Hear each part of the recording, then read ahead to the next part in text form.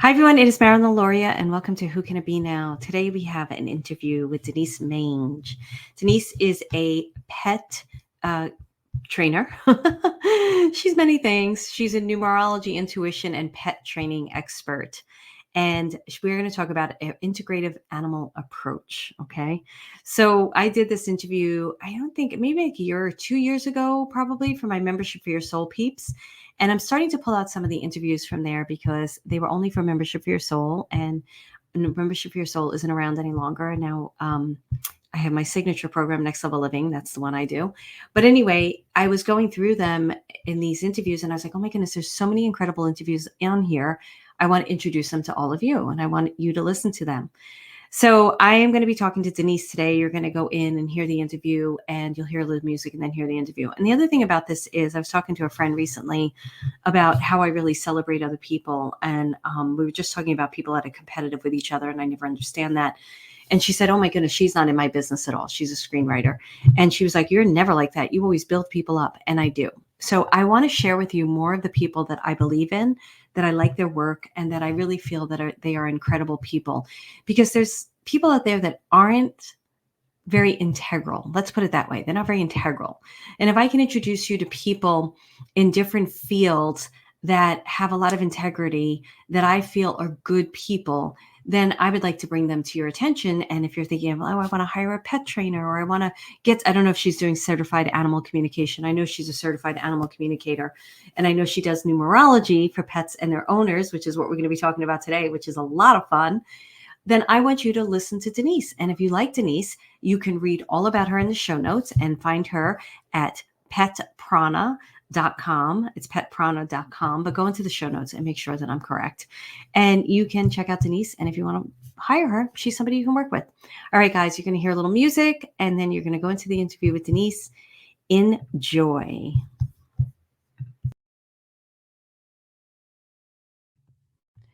Guys. Hi, everyone. It's Marilyn Alori, and welcome to Who Can It Be Now? And if you're watching this on Facebook, welcome to my Facebook page. I'm super excited for our guest today, which is Denise Mange. Am I saying your last name right? It's in Portuguese, it's Mange, but I take mange, anything. And given that we're talking about pets, mange fits. I know somebody said to me recently, like, she teaches about pets and her last name is Mange. And I was like, oh, yeah, I never noticed that. And my middle name is Diggs, like a dog digs a hole. So if I had any doubt about what I'm here to do, my name definitely clarified it. It just reminds you. I love that. So Denise was a teacher in membership. We're actually revisiting her lesson, Translating Beyond Numerology. She did it a couple of years ago. So it's going to be really interesting to have this conversation with her today because I know she's up to a lot more stuff since the first time I spoke to her. But I'm going to read her bio for you so you can learn all about her. And then we're going to just dive in and have an incredible conversation. I will say I'm not feeling great, so hopefully I don't pass out on this call. Denise Mange, I'm going to say it that way, is a certified dog trainer, pet intuitive, pet numerologist, and founder of Pet Prana.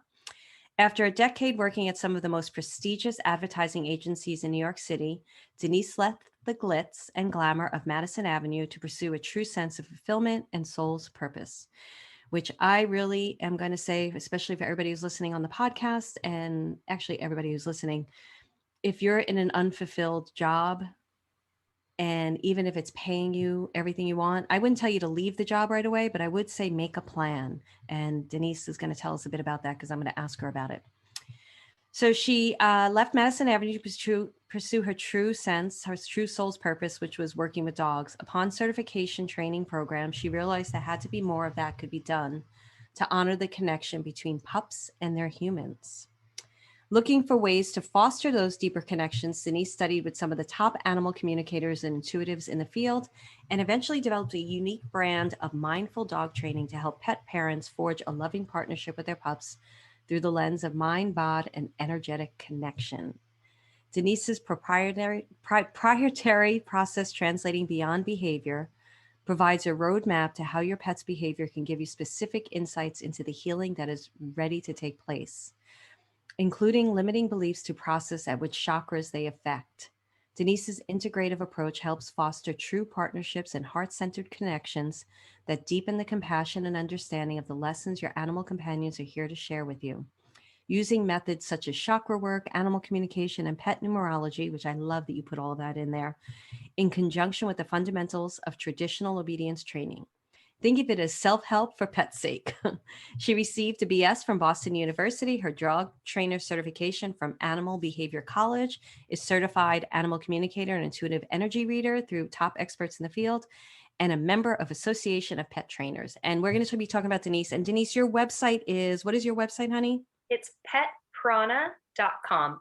And pet means particularly cherished, and prana is the energy connecting all of the universe. So I thought that name worked well. That name does work well. It's petprana.com. And if you're listening on the podcast, it'll be in the show notes. And for the Facebook page, I will add it later.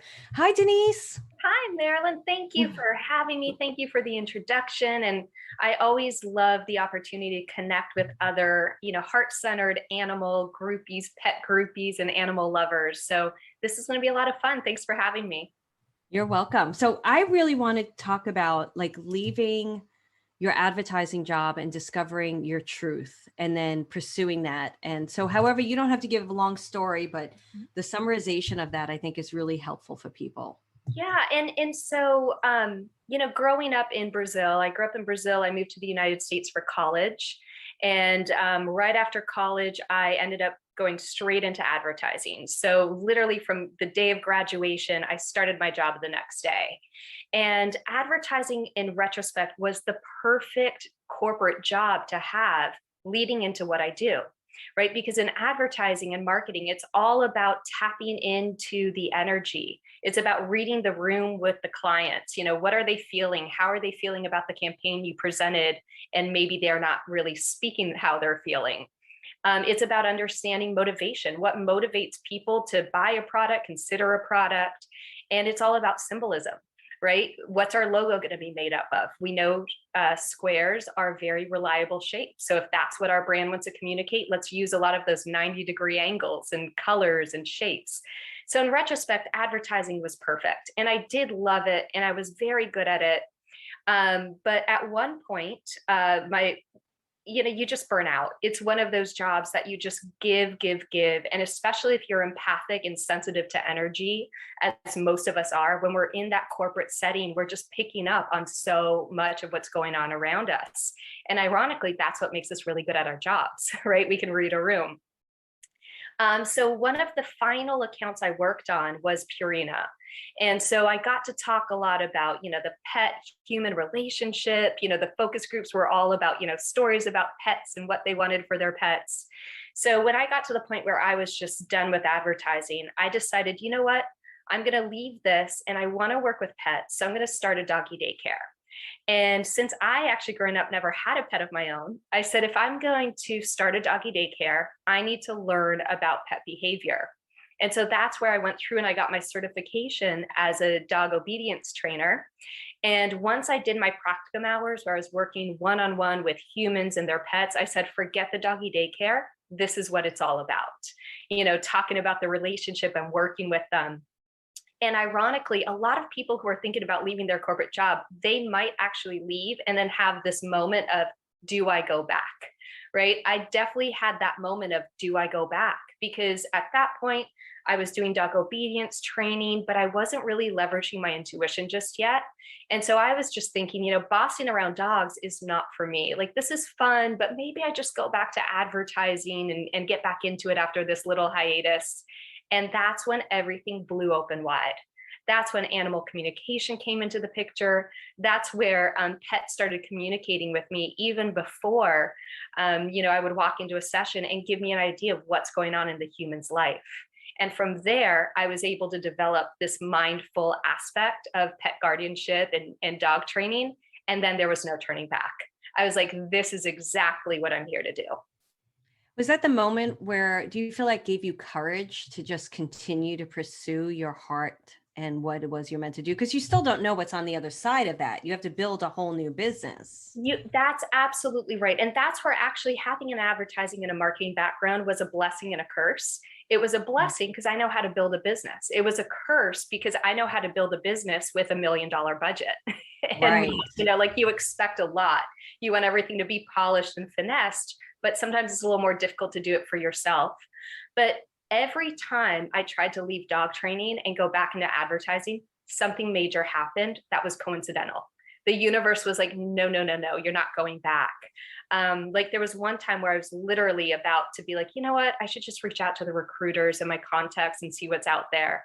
And that's when I got an email in my inbox about animal communication. And I was like, oh, that's silly. I would never do that. And it kept coming into my inbox. And it happened that it was going to be like 2 blocks from my apartment at the time. And it was the weekend where I had nothing going on. So I was like, all right, I guess I'll check it out. And, you know, so a lot of moments like that, I think, happen to keep us on our path of purpose. And I truly believe at this point that, you know, I'm here ushering in this philosophy. It's not mine. It's not of me. I'm ushering it out into the world. So it's kind of something that I get to share with pet parents. I love this because I'm listening to your journey, and then I'm listening to how you work with animals. And do you feel that your own intuitive journey informs your work with animals as well? Like you were very conscious to be aware that that email came in and you were questioning things, and not everybody has that consciousness. So how does your own personal development then help with what you're doing? And so this is where hindsight's 2020, right? I mean, even though growing up, I never had a pet, I loved animals. And I grew up in Sao Paulo, which is very much like New York City.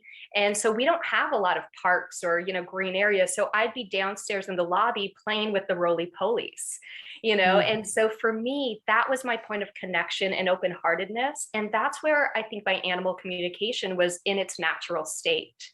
And then I was very fortunate to grow up in Brazil because it's such a confluence of, you know, traditional, but then spiritual and mystical things. Yeah. So by the time I was 18, I was certified in Reiki and a Reiki practitioner. So I understood the chakras.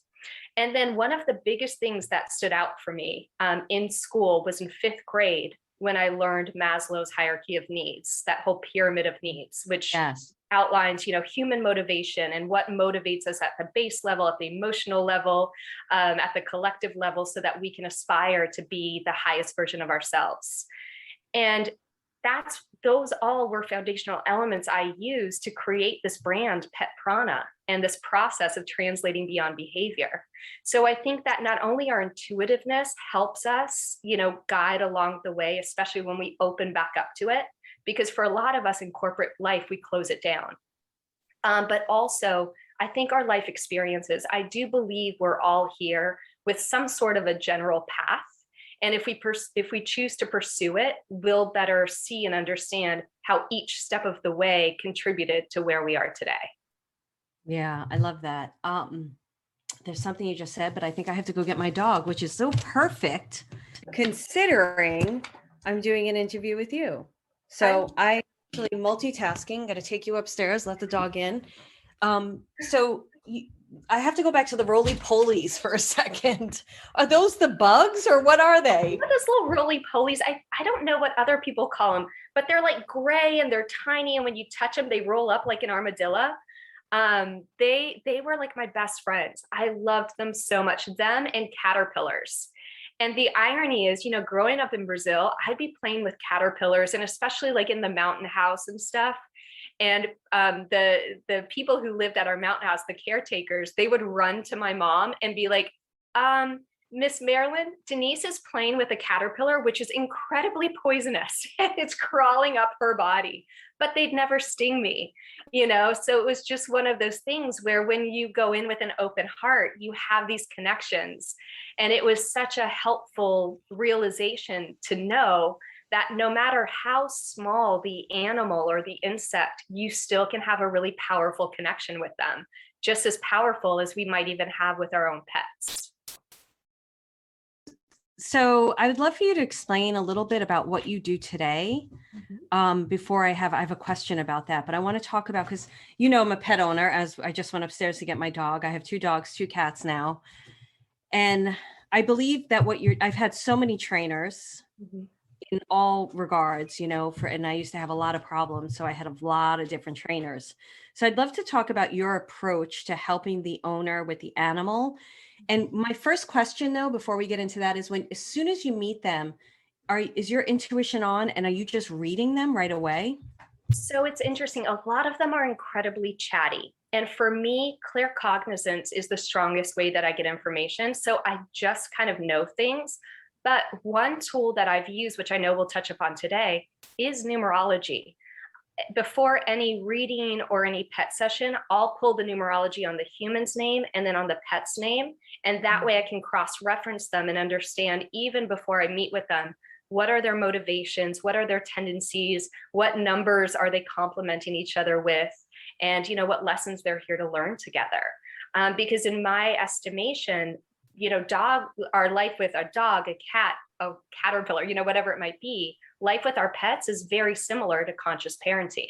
We're learning through our pets' behaviors about ourselves and our life more broadly, and what we're ready to kind of bring forth and bring into the world. So how does the sessions, do you sit down with your people right away and say, okay, and you read their numbers, and then how do you start from there? And when you said, so it's funny you're talking about claircognizance, because I'm teaching that in Next Level Living in my other program today. You said they're very chatty. Are you talking about the animals? Yeah. Because you're getting the downloads of their information. Sometimes I'll just know, I'm like, ooh, I'm getting a sense that, there's some rocky relationships between the parents, or, the mom's a little bit of a people pleaser. And because through Pet Prana and this translating beyond behavior, I've already mapped out generally what, pet behaviors match up with the human chakras. I already have a huge indication of what theme is likely at play for the pet, but for the human most of the time too. So when you go in, do you sit down with both of them and just tell them what you're getting? Is that how you start it? This is where advertising comes back into play. I read the room. So I personally always pull the numerology, right? And then I've had some pet parents where I get clues or I get an indication that they're open to it. And I'll be like, I pulled numerology. Would you be interested in hearing it? And then we go into it. And that kind of sets the tone for the training session. For other pet parents, I can tell that's not their vibe. So I definitely, I'll mix in themes and energetic discussion, but in very light terms. So for me, it's really important to respect the pet parent and meet them where they are. So I can be as, outright about energy and numerology and what it means, or I can be very subtle. Because we also know when we come into the energy and we're mindful of our energy, we don't have to verbalize things. Sometimes just vibrating or, putting it out there energetically, that's the shift that's needed. So I'm always reading the room to see what they're open to. That's great. Okay. So this brings me, I love what you're doing. So I just want to continue on because I'm looking at your website. And for those of you listening, it's petprana.com. You have dog training, you have pet readings, and you have online classes. So the dog training, tell me some of the cases that come to you, or at least a case that has come to you, and how you've been able to help. Because I do know, let me just say this, sorry, I'm editing myself. My dog Micah, who I'm starting to have, I started having issues with because so many off-leash dogs came after us and I didn't know what to do. And he was a pet therapy dog at Children's Hospital. So this incredibly trained, amazing dog got mixed up behavior. But what happened is I got traumatized. So I've been still working with different trainers. I've learned, and I'm still not there yet. I'm working with another trainer next week. If I tense up in a second, that dog is so sensitive to me. So I'm just curious how, whatever you want to share around your work, because I really think what you're doing is needed. And I love that, because on-leash reactivity is probably the number one reason people call me in. And especially when I lived in New York. I mean, that was like 95% of the cases I worked on. I mean, New York is hectic as is, but right there, we can see that parallel. When Micah was constantly getting attacked, I already would just look at you and be like, okay, where are you getting attacked in your life? You vibrate at a very authentic level and you speak your truth. So, where are they coming for you and how do you feel about that, right? How do we interact with that? How do we engage or not with that? Because that is thematic, something that crosses, both of you guys. But on-leash reactivity, as I've mapped it out through translating beyond behavior, that always has to do with themes of the first chakra. And so that's a sense of grounding, a sense of security, a sense of safety. And so we would look at some of the limiting beliefs around that. feeling safe, feeling secure, in which relationships, especially the foundational relationships in your life with your family, your, romantic partners, where do you feel insecure or not fully safe? And then do you take the approach that offense is the best defense, right? Or, what, if I'm getting attacked, I'm really not going to behave. I'm really going to go out there. So energetically, we want to understand what's at the root of it, and we can definitely go deeper. But just like anything in our lives, we're in a 3D reality. So doing things in the energetic level is not enough. We have to take into account physical, mental, and energetic, right? So physically, we need to do traditional training with Micah, right? We need to do desensitization. We need to do counter conditioning and desensitization, which means playing games, which I love, like Where's Your Buddy? Where, where's your buddy? Look at the pet in the distance, you get a treat, right? So we start shifting the perception of when a dog approaches, I'm going to start looking at my mom for that piece of cheese. And it needs to be like the equivalent of us having McDonald's after drinking all night. Like it needs to be something that like makes everything okay, right? The other thing that I like doing physically, the first chakra, it's foundational. It's all about also building that foundation. So communication is important. So I would recommend doing a few things with Unleash Reactivity. One would be constantly doing training, not only when a dog comes into our purview, but even before. Keep doing looks, keep doing touch command, throughout the walk. That keeps them engaged and focused on you. And then the other thing I like to do physically, but it also kind of bridges into our emotional connection with them, I like to do trust walks. And because the first chakra is very much linked to the numbers 1 and 8, 8 to me, I really bring into our work with Unleash Reactivity in the first chakra. I like to do walks that are figure eights, right? So go somewhere in an open field, walk slowly, tighter leash at first, but then you give more and more slack. And what you're doing is just attuning your pace and your energy to each other and trusting that you're working through this together. And to add to that, I love adding in things like singing during walks or during those trust walks. So things, or speaking mantras, anything that shows them a calm breath. Right. So some of my favorite songs for people to sing when they're with their pets is Row, Row, Row Your Boat, or, the ants go marching one by one, because they're calm, they're consistent, and your pet can rely on your breath and on that tone. It also gives your mind something to do, because to your point, when you're on those walks and you see a dog, you stress up, right? You kind of clench up. If your mind is occupied, it's not going to go into the stories of, oh my gosh, when's the pet going to come? I wonder if they're going to come this time. Last time we were out here, something happened. So if you're singing or reciting mantras, it quiets down your mind. So those are things to do physically, but also energetically. We know we need to be the energy we want to see. That's one of the big pieces that I share with my pet parents. We have to do the training, physically. The training needs to start in the house before we even hit the pavement. We have to give our pets enough mental stimulation, right? We want them to feel confident.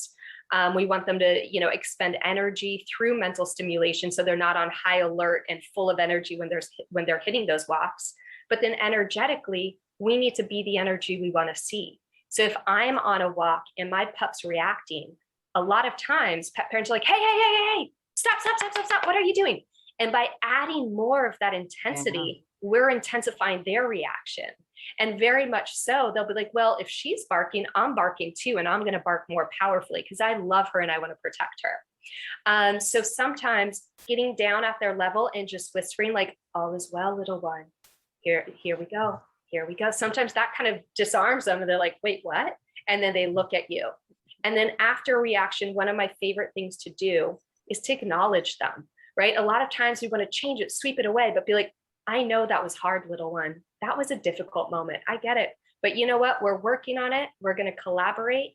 And I actually love putting my hand on their heart and on their back to ground them back into their body and just sit with them and breathe and just wait until, the moments pass and you both breathe together and you relax your shoulders. So that's kind of an example of how, when we're dealing with something like Unleash Reactivity, we want to address it from a training standpoint, making sure they're getting emotional and mental needs met, but then also looking at the energy behind it. Yeah, I love that. That was so incredible and made so much sense. And the safety factor was huge because it happened when I was deciding to move out of LA. And then it happened when I moved here. Wow. So Yeah. I moved to a place I didn't know anybody when I moved here at all. So the lack of safety was, pretty Yeah. big. So I And the love in that. between. Yeah. Do you work virtually with people?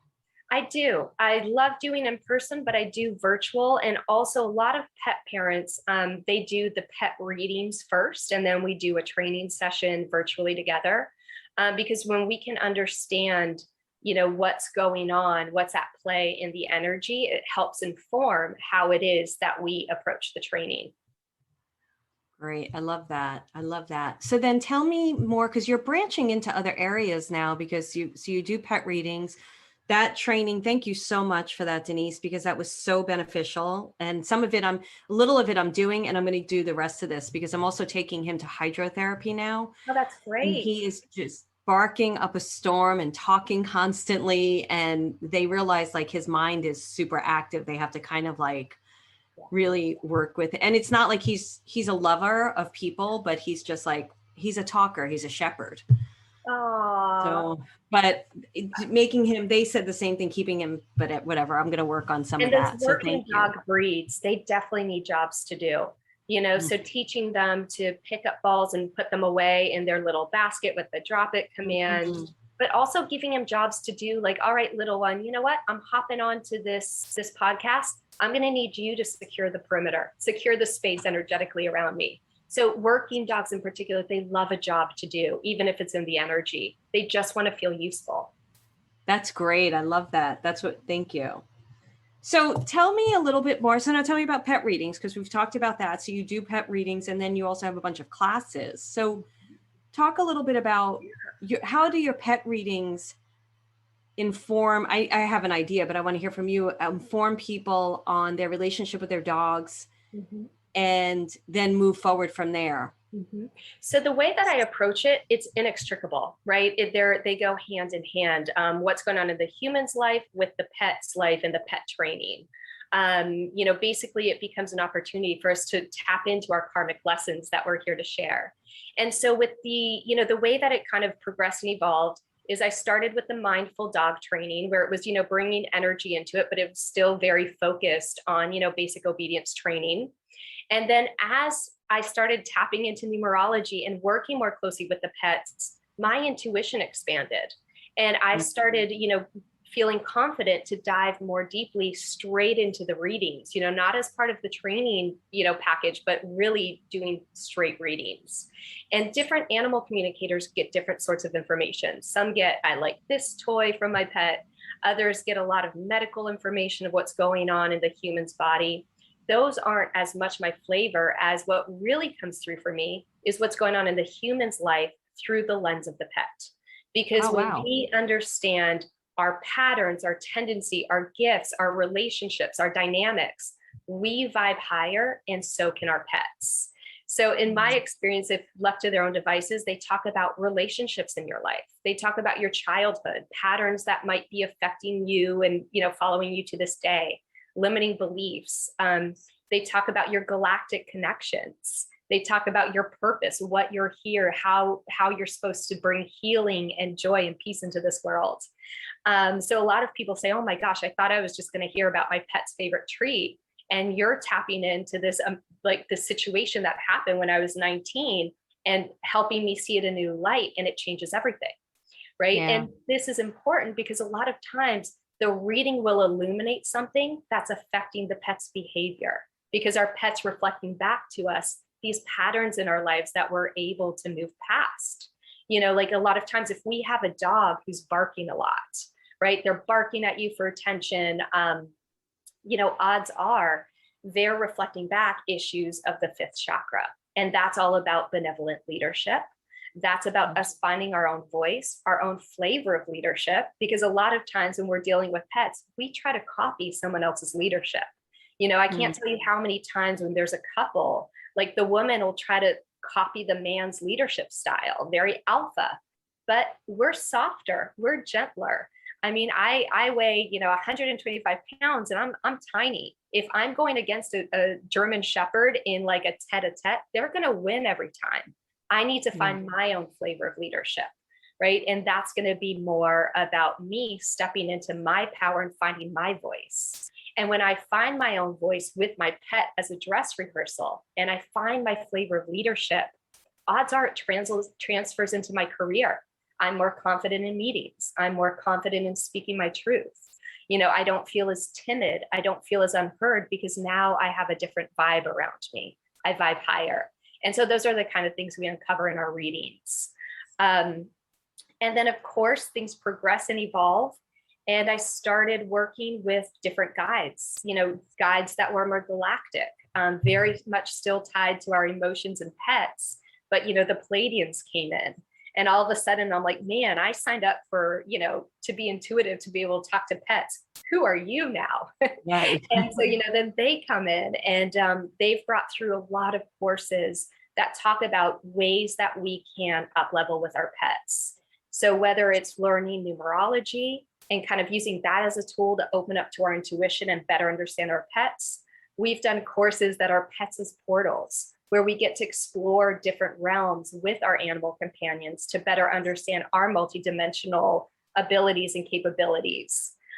We've done Unleashing Your Prana through Labyrinths, where we start creating more of a balance alongside our pets and animal companions, leveraging emotional and specific places on this earth that hold strong energy for our chakras. And the latest course that came through has been the Pleiadians brought through Primordial Cells, Pleiadians, and Pets, where with our pets, the Pleiadians are teaching us to leverage our primordial cells, which our pets also have, by the way, to really up level and understand through the assistance of the Pleiadian stars how to really up level and become more multidimensional. And our pets hold that space for us. That's amazing. So I want to go into more of that, but I just want to understand, this is mainly online, these classes, right? Absolutely. These are completely online, sometimes live, sometimes they're just, on demand, but they're incredibly experiential.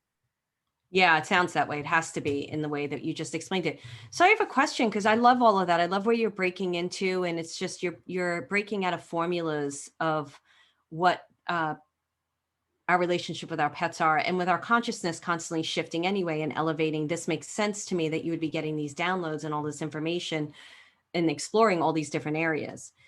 Do you have an understanding, this might be a weird question, of where pets, let's start with where dogs come from, and what their purpose, like, I guess what I've been thinking about is like, where do they come from and where do they go? I love that. Okay. So just like humans, they all come from different places. It's not that all dogs are from the Sirius star, or, they all embody different aspects and are multidimensional, just like us. But one common theme among all animals here alongside us on this planet, whether it's our pets or animals in the wild, all of them started with us. And I like to use this analogy just because it's the easiest point of reference. They all started us in paradise. When we were all connected, we all communicated, we all collaborated telepathically. So all of them started with us in, the mythical Garden of Eden. And so they were with us, we were all together. And then humans decided that they were going to, separate their consciousness so that they felt more separate from the collective.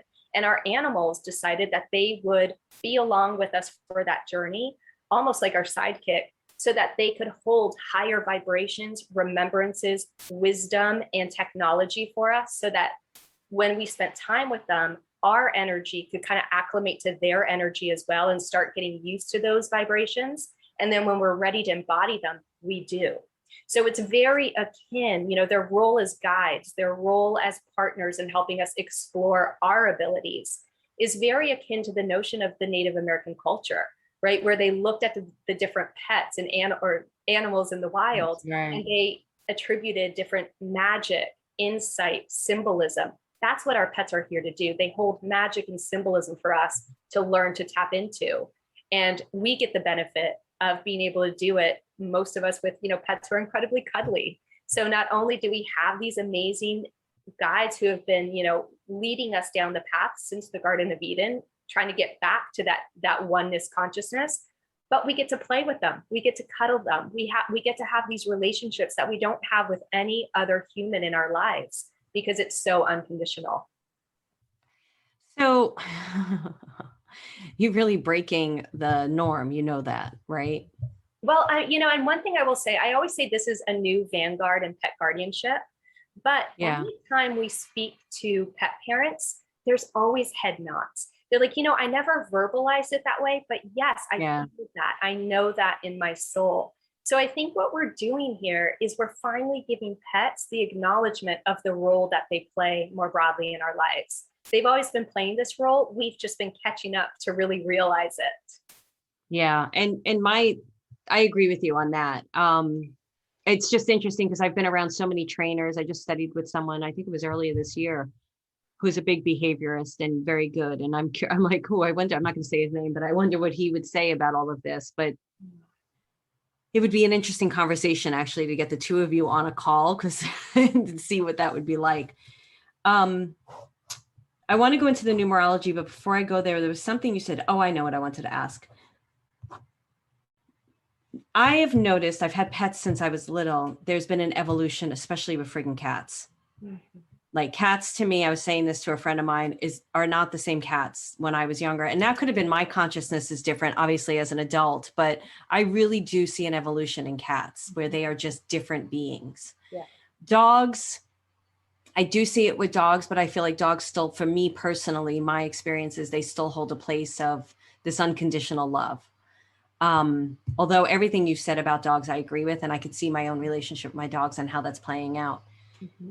Do you see an evolution in their consciousness as well as an evolution in ours? I love that discernment between dogs and cats, because in my experience, and again, everything we speak about, this is my experience and my flavor of pet parenting. But what I've kind of come to believe is that the reason we see this difference and this evolution is because a lot of times it mirrors ours. And our dogs, especially, they work more closely with our lower chakras from the heart, sometimes the fifth chakra down, right? Because they're helping us feel safe and grounded in love. They're helping us find the balance between our needs and, tending to them. They're helping us be more active and have more fire and spark and joie de vivre. They're opening our heart to that love and that healing. So they meld very closely with our emotional body. Our feline friends, in my experience, they work more closely with the higher chakras, especially the sixth and the seventh. So they're the ones who help us journey, who help us, explore the cosmos, go on these, energetic adventures together. They also, more and more lately, they've been connecting me back to some of the Egyptian magic and knowledge, especially of the galactic connection that the Egyptians were so aware of. And so if we go into that galactic energy, for me, dogs are more connected to that Pleiadian energy, that emotional, nurturing, unconditional, very close to us in understanding of emotions. Whereas our cats connect with more multidimensional galactic energies like Orion, the Cassiopeans, that are more about helping us go up and out and understand our role in the universe and understand our telepathy, our abilities. So I think a lot of what the evolution of the cats is mirroring is our own evolution, especially in the higher chakras. Our raising of consciousness, our raising of all of our intuitive abilities. In my experience with clients, so many of them have just gone online in big ways since 2020. And also, how far we're able to expand into dimensions and realms. So I think that's part of it too. It's a little bit them, but it's also us, because they're always a step ahead of us, holding the beacon energy. I'm going to have to think about that because mine are driving me nuts. So it's an interesting, and I don't disagree with your whole perspective. I think it's fascinating and I agree with you. And I'm like, okay, so why are my cats doing certain things that they're doing, And so for me, that's really important, right? Because just like us, our pets are multidimensional. So, energetically, I might be like, yeah, I'm connected to the cosmic energy. I'm connected to the Pleiadians. I'm having all this, but I can still in my day-to-day have a human moment and a meltdown, right? And have some irrational human behaviors. So our pets are multidimensional like that as well. But part of their role, regardless of who they are, what species they are, or how long they've been in our lives, is to help us clear out energetic clutter. So their behavior can point us to which chakra needs to be addressed and the energy and the themes behind it, so that you can go higher into the energetic realms. So in their role as teachers, sometimes the best thing they can do for us is trigger us and drive us nuts, so that we do have to take action and look at things in a new perspective. And that all has to do with the sixth chakra, the new perspectives. Makes such sense, because I bought a house that I sleep on the bottom floor. It's, the upside down living, whatever they call it. I can't remember. So I've never lived in a house where I lived on the bottom floor. And I called it the pet parade every night at 2 a.m. And it sounds like elephants and like they're having a circus upstairs. And it took about, I remember talking to Anna Maria Vasquez. I'm like, she's like, you got to get that under control, girl. Like they aren't allowed to rule your life like that. And I kind of figured it out, but I do have one cat that just rules my life. But the point I'm making is it's a reminder, because I'm thinking about a move, I'm getting ready for a move, and spirit, my guides are always telling me it's about your lifestyle. I know I want big property for my animals. I know that I don't want to be sleeping on the bottom floor. I know I want a cat room that's really special for them. Yeah. And it's a reminder of moving forward in that direction. And also what comes through is compartmentalization, right? How many aspects of our life are we compartmentalizing? Do we act one way in certain parts of our life and others in different ways? So it's also, that split living also is very indicative and representative of how in life are we splitting up our things? Are we one way in one existence with one group of friends and the other, another way with others, or are the rules equal for everyone? So I'd explore a little bit of that compartmentalization as well, and how to really bring it all together. Because as you said, part of you is like, part of me wants this, but part of me kind of has this thought about it. We're seeing a little bit of that splitting. Yeah, no, I agree with that 1,000%. And I'll sit with that, because there is compartmentalization. I mean, I do it on the tennis court. I talk about it all the time. I don't go on the tennis court as the spiritual person that I am. I'm more the Brooklyn the girl. But even with the lifestyle, that makes perfect sense, because I want to combine everything where it is in that, the way I operate most of my life is in this spiritual way. And I want to invite more of that in and not compartmentalize it. So that's a really great insight. Thank you. Yeah. So we're going to move over to Q&A in a second, but because members can listen to your class, before we end on that, do you want to just say a tiny bit about the numerology and how that works? Yeah. So numerology kind of came into my life because as I was training dogs, I started realizing that, 1 month it was all about separation anxiety, or 1 month it was all about unleash reactivity. And I started realizing that a lot of the pets' names who had the same behaviors also had similar names. So I was like, I wonder what's up with that. And this is another one of those universal moments that it's like, well, I guess this was meant to be. It was raining. I was between dog training sessions. So I kind of stepped into this spiritual bookstore just to dry off, and because it was a good vibe. And this woman, and I swear to God, she was like 6'2", raven hair, white skin. She just walks up to me and she goes, "You need this book." And it was a book on numerology. And I was like, all right, wow. I'll do it. And that's how I looked up the pets' names. I'm like, oh, well, that makes sense. That's so interesting. And numerology kind of clicked for me because I was so familiar with the chakras. I was like, oh, I get how this relates, and how the themes relate. I started noticing those patterns. So numerology basically is the concept that everything in our universe has a vibrational essence to it. And numbers are a really powerful way to communicate, capture, and understand the vibrational essence of the universe. Math is universal. We hear that all the time. And so, each number, numerology, it's the numbers 1 through 9, and then we have a few master vibrations. But basically, the world is synthesized and understood through different patterns and arrangements of these numbers 1 through 9. And so what we get to do as students of numerology is we get to know each of the numbers and personify them and understand their themes so that we can better identify the essence of vibrations.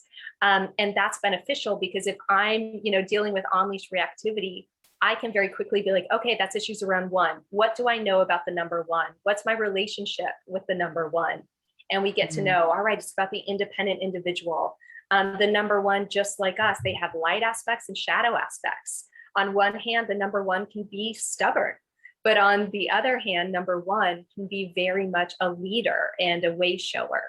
And then what's even more fun is that as you get to know the numbers and you start playing with numerology, we get to understand the patterns, because, the number 9 can be made up by, 4 and 5, or by 3 and 6. And so those carry a different vibration that make up that same number 9.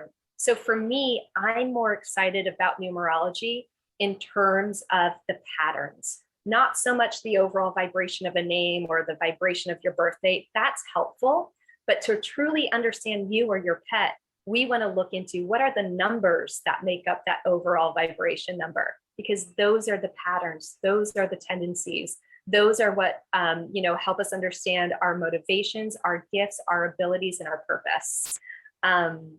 Yeah. So you're saying there's a couple of things I just want to understand. I know you said you get the numbers from the names, correct? Mm-hmm. That's one aspect. Yeah, you can get it. So in numerology, there's a life path number, which is the main ones. There's a life path number, which is calculated from your birthday. And that talks about your experiences and lessons that you're kind of here to have on Earth. There's the destiny number, and that's usually calculated by your name. And that talks about your purpose here on Earth. And then there's karmic lessons, which you can extrapolate based on the numbers that are not present in your name. So I usually focus on the destiny number, which is your purpose, and it's calculated from the name. And although any, strict numerologist will say, well, if we're calculating it from your name, I need your birth certificate and exactly how it's spelled out. I say that's not my flavor of it. I say, what's the name you use every day? When you introduce yourself, what's that name? Because that's the vibe that you're carrying into the world. So I take a loose approach to, I'm not very strict about what name we're using or how we're pulling it. I'm more interested in opening up my intuitive knowledge and abilities and messages by understanding and playing with the numbers. Because, just like we spoke about with Unleash Reactivity, where you do the trust walk and you're chanting something, that gives your mind something to do, right? Your masculine energy kind of can focus on that. Same thing with numerology. If you're looking to open up to your intuition, pulling and adding up numbers gives your masculine aspect something to focus on. And that allows your divine feminine to bring in all the energy unencumbered, right? Everybody gets a job. Everyone has a role to do. So for me, numerology has been critical and a really important part of opening up to my intuitive abilities. I love that. And so, because I agree with the loose space, because we're giving the dog the name, the cat the name, right? Mm-hmm. So that obviously, but also I don't know the birth dates of my dogs and cats because they're adopted. So it's like I give them a birth date and I barely remember it. And Micah had a birthday yesterday as we're recording this on November 2nd. But so anyway, what do you do about birth dates if they are adopted? Do you just go by the birth date that the person chose? I don't usually pull birth dates. For me, just understanding what's going on in the name, like I'm very much a proponent of using tools to help, not to create rigidity. So for me, I go by the name, I go by, whatever you use, because it's not about the ultimate number that everything adds up to. It's about each letter and corresponding number that creates your name, because each of those are little aspects of your personality. Understanding which numbers follow the next and what patterns are, which numbers are repeated in your name.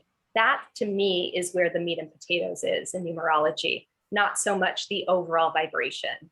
It's a way to get to know your energy a little better.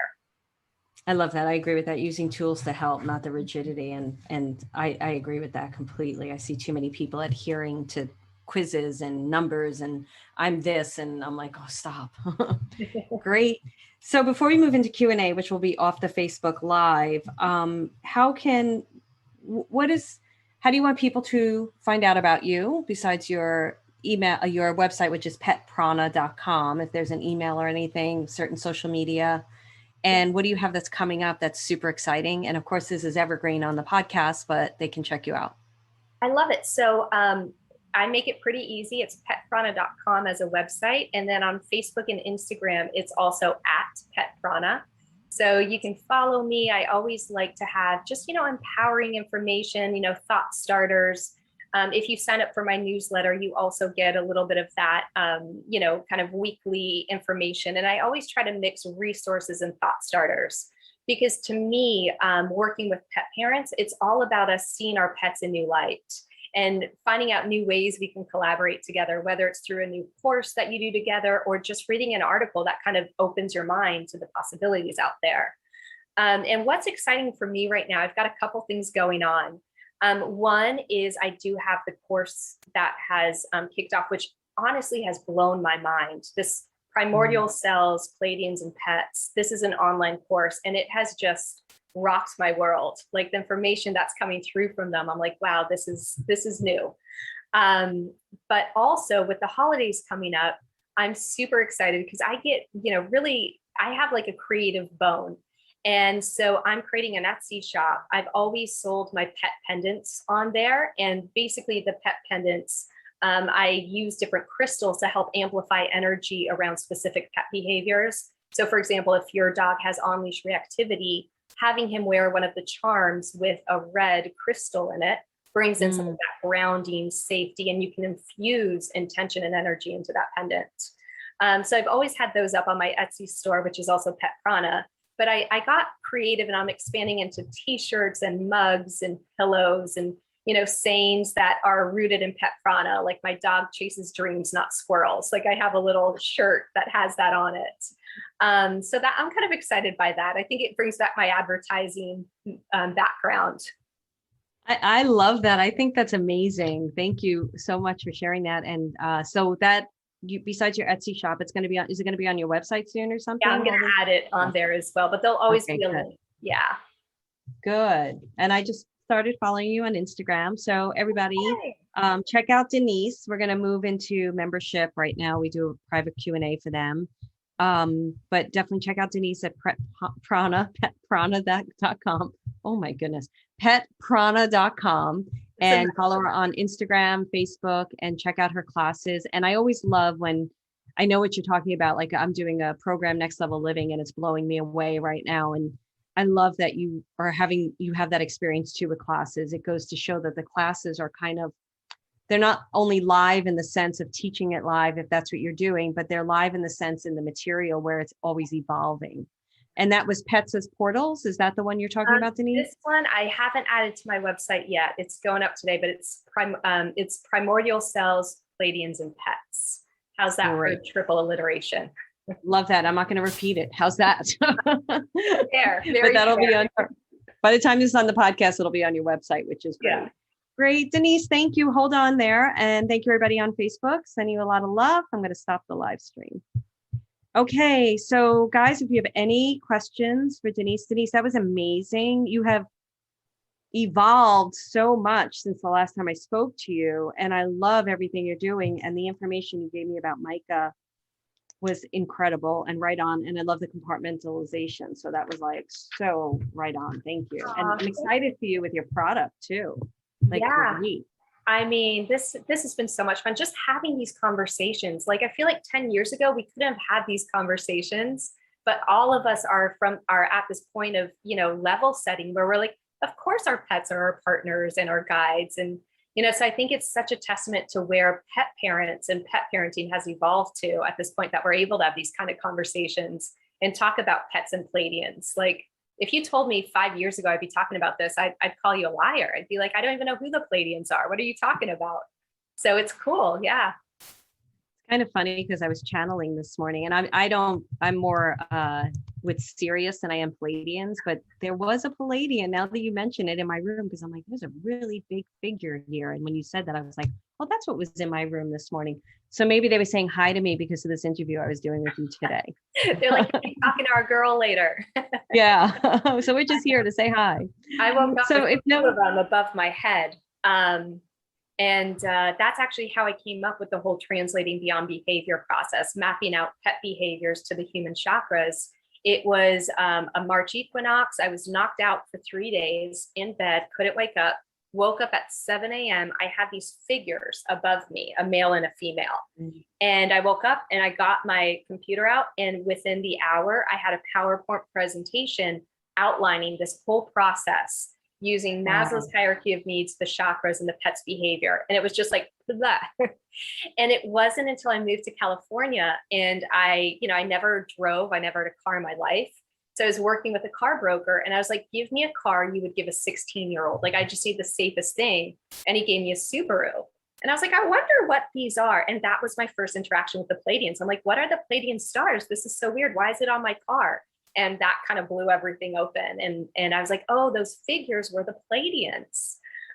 So it's interesting how our connections evolve, and we start getting to know them after the fact. Wait, you're saying the stars on the car? Yeah, you know the Subaru logo, those seven. Those are the Pleiadian star system. Oh, I didn't know that. Yeah. And they named it Subaru because the Pleiadian star system in their culture is about unity. And so it was like unity, collaboration. And that's the Subaru logo. That's crazy. I love that. That's great. All right. So I don't think anybody has questions. I don't know if we have a lot of Oh, we do have somebody who has a question. Okay.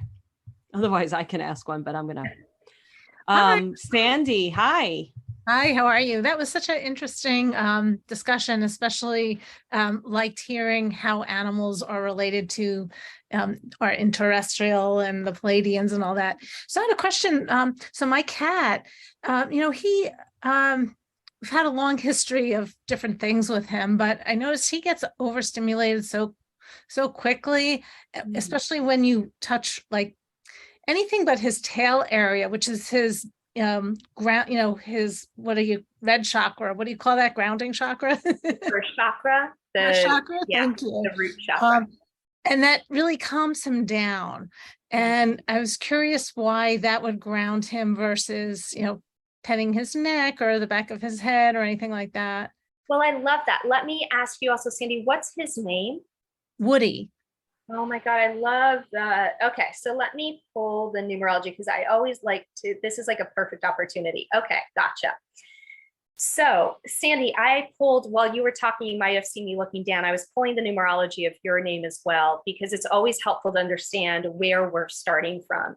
And so a lot of what, you already touched upon the fact that Woody, he feels like he needs that extra attention around his first chakra or his grounding chakra, the foundational element.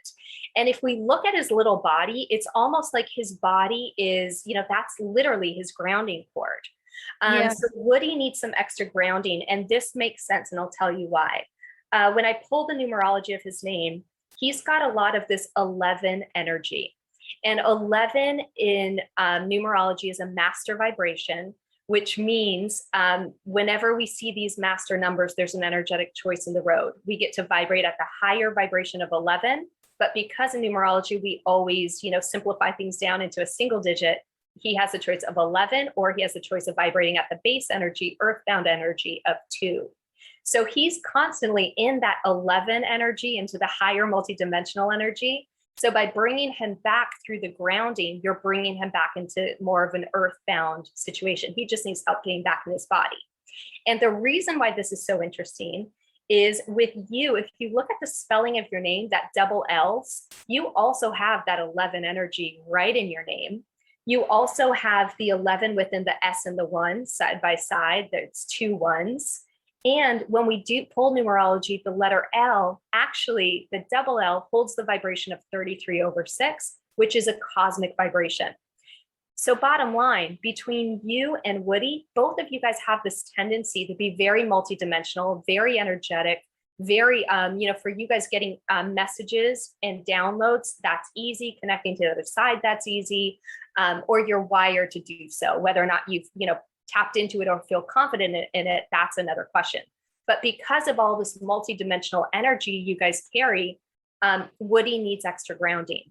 His upper chakras, they're fine. He's good with that. He just needs to be brought down almost like a balloon, tethered back down onto the earth. And that's the service that you're able to give him by interacting with his tail. Wow, that is so cool. Yeah. So one thing you can do to also bring more of that groundedness, because right now we're in this moment, especially as we go towards, November 11th at that 11/11/22 portal. I want you to feel more into shapes that are square, right? In Chinese symbolism, the square is the shape of the earth. So for you, we want to bring more grounding into your life. It looks like it can come to you in the form of reds. You can bring in some crystals that are more grounding, like black crystals, red crystals, brown crystals. Even breathing and getting back into your body and having your hand at your heart or even over your shoulders. We need you to come back into your body, and that's a proxy for Woody to also be back into his body. So anytime you feel compelled to give him a cuddle that's not on his tail, give yourself a little grounding cue so that you both can ground back into your bodies. We're here to embody that higher energy, not only play in it. And that's something that you and Woody are here to do, embody multidimensional high vibrational energy and messages. I absolutely love that. Thank you. And they're saying in order to do that, you have to be grounded in your body, just because we are in this 3D reality and everything is physical and, palpable. And so, yeah. Yeah, I do feel like I need a lot of grounding that I don't do enough of that. So thank you. And what's interesting about Woody is I get this cat grass for him, the live grass, and he absolutely loves that. And that's probably because we're on the 22nd floor in an apartment building. He was a street cat that we rescued. And I guess that grass probably helps ground him as well. I know it's good, physically for his digestion, whatever, but I think that is really his grounding cord to the earth, is that grass too. It's that earth element, literally, metaphorically. And it's lovely that you live on the 22nd floor. In numerology, 22/4 is a foundational number. So man, the numbers are, whether you selected them or they're just showing up for you, the numbers are speaking to you. Oh, great. I love that. Thank you so much. Thank you. Thanks, Sandy. I'm going to take one more and then we have to stop. Do you have enough time, Denise, to take one more? Absolutely. We're over the time.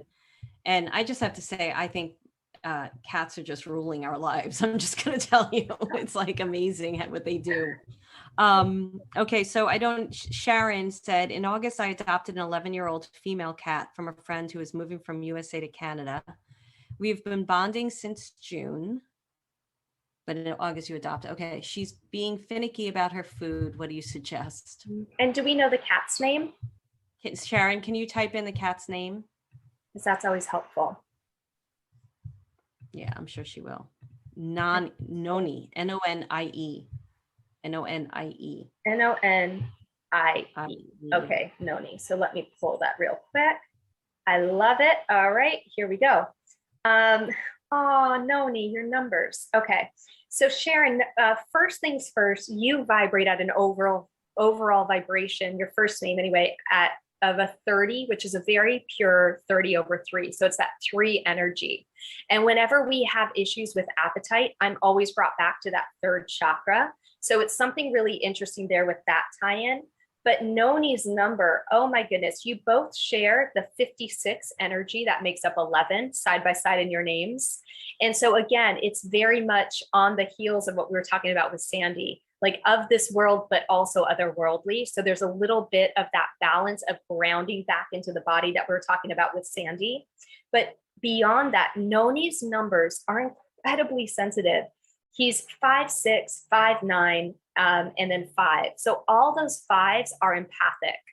He literally digests everything around him like a sponge. So energetically, he picks up on a lot. So food for him feels like, oh my God, I need to take more into my body. Like I can't, like, oh my gosh. So with him, what we want to do is help him create healing in terms of create an energetic boundary around him. Remind him that he does not need to take on others' energy of the community, of his environment, or even yours. Because Noni, with that 95 at the end of his name, that to me always shows tremendous healer. And so he feels that that's his role and his job, that he's so grateful that you brought him into his home, that now he needs to perform and he needs to do that healing. So remind him, you've done enough. You're good. I love you for you, not for what you're doing. And we don't need to take in and digest all the energy around us. that's going to help tremendously, because his relationship with digestion has been a little tricky given all the work he does in the energy. Setting up those boundaries, just like you would if, with any empath in your life, remind them to set up those boundaries, clear out the home from energetic debris regularly. So on a daily basis, set the intention that it all kind of leaves. But the more we can let him know that he's okay to keep his boundaries and not digest all the energy, that should help with his appetite.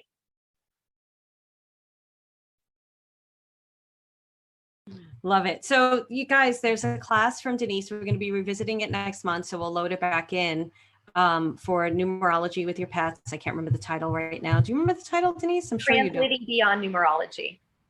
Say it again. Yep. Oh, Translating Beyond Numerology.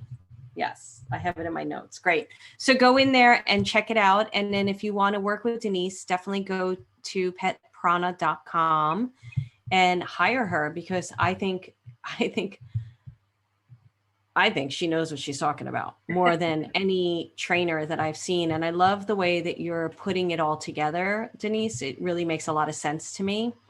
It also makes it more like, for me personally, just listening to you and somebody who's spent thousands upon thousands of dollars on trainers, it puts me more in control than I think. I don't feel as powerless. Like, it gives me more stuff to work with. So I have to say the work you're doing is very cutting edge, in my opinion. It's also combining a lot of areas that need to be combined. And I do feel that it needs to be much more mainstream. And I'm sure you're getting out there. I can tell your Instagram following is doing great and all that. And I hope that you're going to certify people down the line to do what you do. I definitely want to. That's, we've got the vision. I think it's a timing thing. We've got books ready. We've got certification programs ready. We've got it all. I think it's a timing thing, but my hope and intention is to be able to bring Pet Prana, into something that everybody can learn from, tap into, and be a part of, because this is truly the way forward with pet guardianship, just bringing it all together. Because there's so much we can learn from them, just like with conscious parenting, Yeah. And the beautiful thing that you do so well is you bridge the ethereal with the grounding. Like, it's very grounded. The stuff you would give me with Micah was very intuitive and things I needed to know from a psychic level, but then it was a very grounded, active steps with the intuition. So I love that. So yeah, I'm excited for you. Thank you. Thank you so much for everybody sharing their stories, their pets. And Marilyn, thank you for having me and leading this discussion. It's always so fun to be with you and be part of your community. So thank you so much. You're welcome. Thank you. Thank you so much. And everybody, check out Denise at petprana.com. I can tell you, somebody who's lived through, I'm telling you, probably like over 30K in training, if I was to sit here and count it up. This is really, I would say, the way to go. And it's not just training, it's behavioral. It's everything that she spoke about. She speaks about it better than I do. So check her out. Go to petprana.com. And as always, if you like the podcast, rate, review, subscribe, and please do share, especially this episode. Share it. Tag one of your friends who has an animal that maybe they're struggling with, and they can learn from Denise. Thank you so much, and have an incredible day or night whenever you're listening to this.